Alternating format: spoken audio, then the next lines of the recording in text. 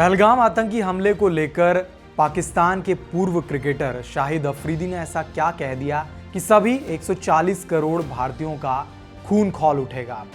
दरअसल आप सभी को मालूम ही होगा 22 अप्रैल का वो दिन था जब मंगलवार के दिन आम दिनों की तरह सभी पर्यटक सैलानी जम्मू कश्मीर में घूमने आए थे, कश्मीर घाटी का आनंद उठाने आए थे और इसी दौरान मंगलवार के दिन एक कायराना आतंकी हमले में 26 पर्यटक अपनी जान गंवा देते हैं। इसके बाद तभी से लेकर पाकिस्तान की कड़ी निंदा की जा रही है। मानना यह भी है कि इसमें पाकिस्तान का सीधा सीधा हाथ है और पाकिस्तान के द्वारा ही ये कायराना हमला किया गया है। अब इसको लेकर पाकिस्तान के पूर्व क्रिकेटर ने भी अपनी प्रतिक्रिया दी है। ये क्रिकेटर कोई और नहीं बल्कि शाहिद अफरीदी हैं, जो कि लगातार कई मामलों पर भारत और पाकिस्तान के बीच जो भी मामले और मुद्दे होते हैं उन पर अपनी टिप्पणियां रखते रहते हैं।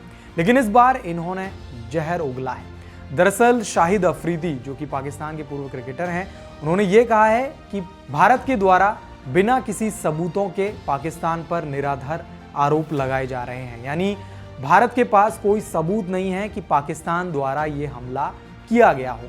इन्होंने इसके अलावा ये भी कहा कि भारत जल्दबाजी में पाकिस्तान पर आरोप लगा रहा है, भारत के पास कोई सबूत नहीं है और भारत बिना सबूतों के आधार पर पाकिस्तान पर निरर्थक आरोप लगा रहा है।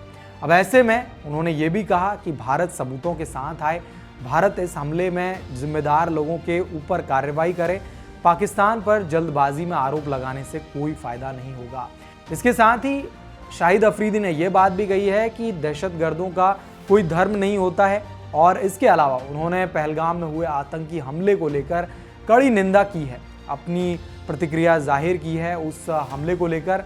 अब आपका क्या मानना है शाहिद अफरीदी की बातों को लेकर? आप अपनी राय कमेंट्स में ज़रूर लिखिएगा। लेकिन भारत ने अपनी ओर से कार्रवाई करना शुरू कर दिया है। 22 अप्रैल को हुए हमले के एक दिन बाद CCS की बैठक होती है। इस बैठक में 5 बड़े फैसले लिए जाते हैं, जिसमें इंडस रिवर ट्रीटी को सस्पेंड करना एक सबसे बड़े फैसले के तौर पर उभरा।